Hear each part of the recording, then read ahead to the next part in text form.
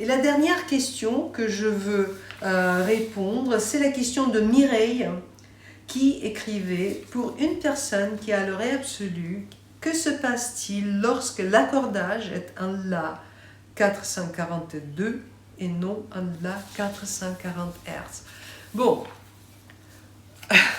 c'est vrai, si on prend le La à 440 Hz, ici, et on met à côté, par exemple, une guitare ou un autre instrument accordé à 442, on va entendre qu'il y a, c'est pas complètement bien ajusté. Pourtant, le La à 442, ça ne devient pas un Si bémol ou une autre note. Non, moi, comme absolutiste, je dirais, bon, c'est un La un petit peu plus pointu.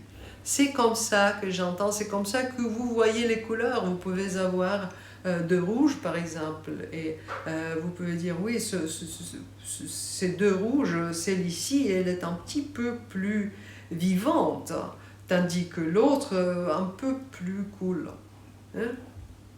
La comparaison, la même chose avec les La avec cette différence de diapason, la différence de standard. Et en ce qui concerne cet accord standard de 440 Hz, c'est le standard qui existe depuis presque 100 ans, hein, 1929, quand c'était standardisé, hein, à Paris d'ailleurs.